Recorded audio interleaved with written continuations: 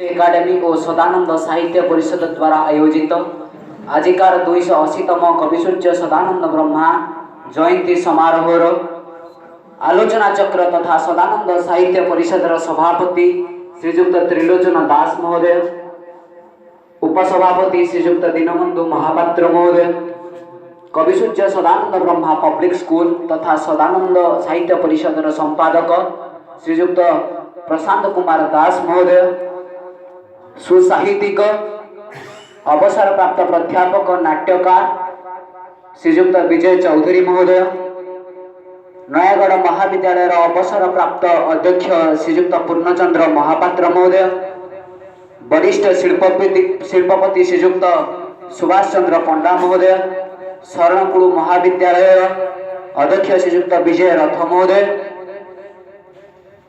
वरिष्ठ सदस्य सदानंद साहित्य परिषद श्रीजुक्त गोदावरी वसंत्या महोदय, सह संपादक श्रीजुक्त निराकार स्वामी महोदय, संस्कृत शिक्षक वेदज्ञ तथा प्रवीण वक्ता श्रीजुक्त किशोर चंद्र कर महोदय को स्वागत जनाई मु मोर अभिभाषण आरंभ करुछि। कथारे अच्छे समय जहाँ नहीं जाए स्मृति ताकू बेले बेले फेराई आनी। जदि जने पुण्यात्मा से तो हेले ध्रुव से जने व्यक्तित्व होती कविसूर्य सदानंद ब्रह्मा। किंबदंती जना जाए कविसूर्य सदानंद ब्रह्मा 1738 ख्रीष्टाब्द नयागढ़ जिलार प्रसिद्ध शैवपीठ शरणकुल लड़ुआबा क्षेत्र में भिखारीपड़ा हरिहरपुर शासन अंतर्गत सांबेली ब्राह्मण कुल जन्म ग्रहण करते। पिता नाम परमानंद होता और माता थिले भवानी देवी। श्री श्री लड़ुकेश महेशंकर आशीर्वाद पुत्र संतान लाभ कर पितामाता नाम रखी सदाशिव। परे परे सदाशिव से सदानंद भाव परिचित होते। पद्यावली जना जाए तहिरे शरणकुल बोलीजे नगर जही विजय लड़ुकेश नामे महेश्वर ताहांक आज्ञारे मोर जन्म महिरे सदाशिव नाम लभी माता पिता करे। ए विदग्ध कवि उत्कल साहित्य आकाश में ज्योतिषदृश कांति वहन करी सर्वदा अमर हो रही। द्वारा रचित अनेक गीति कविता बेस जनादृत। मणिमा शुणिमा हेउ गरीब डाकठार आरंभ करी मोर कला कांच पर्यंत अनेक गीति कविता एबे भी शुभुची ओडिशार कोणानुकोण रे थिबा जनकंठरु। गुरुकिशोर दास को दीक्षा ग्रहण करी वैष्णव धर्म रे दीक्षित होई सदानंद राधाकृष्ण पदार बिंदरे निजको समर्पित करथिले। ललित लोचना तांकर प्रथम काव्य एवं यह अप्रकाशित। से निष्ठा नीलमणि, गौर चिंतामणि, मोहन कल्पलता, जुगल लसामृत लहरी आदि प्राय 34 गोटी काव्य रचयिता। कविसूर्य सदानंद ब्रह्मा राधाकृष्ण अप्राकृत प्रेम सर्वदा मजी रहते। से निष्ठा नीलमणि सप्तम छांदे लिखिंट जन्म मरण अच्छी जेते काल सुख दुख दुई इहार मूल कृष्ण प्राप्त हेले एसिना जीव परमानंदे पूर्ण होइथिवो सेही चिर अटे सुख सार जही चरणे लुटे।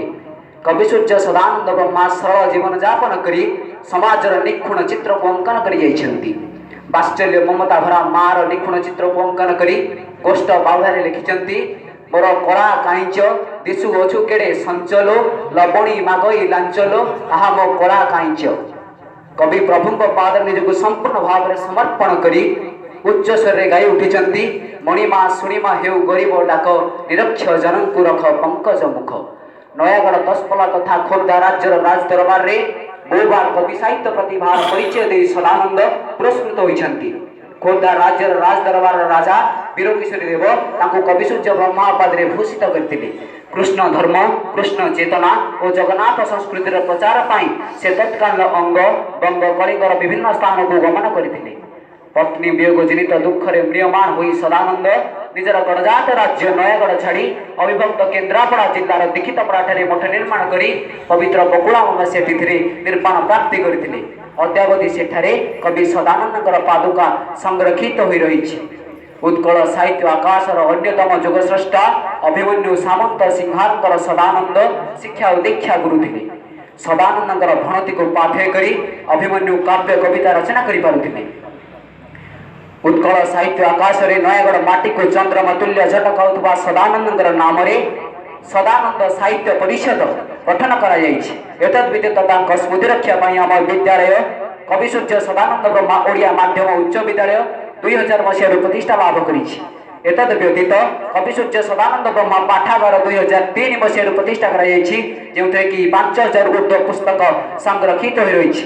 राज्य सरकार तथा राज्य साहित्य और संस्कृति विभाग कविसूर्य सदानंद ब्रह्मांकर जीवनावली गुड़िकर पुनः मुद्रण तथा श्राद्धवार्षिक पालन अवसर में बंधुत्वर हाथ बढ़ाई पारे ओडिया साहित्यर अमलिन दीप्तिमंत प्रतिभा कविसूर्य सदानंद ब्रह्मांक प्रति या गभीर श्रद्धांजलि हो पारे आशा रखी मोर वक्तव्य शेष करुछु।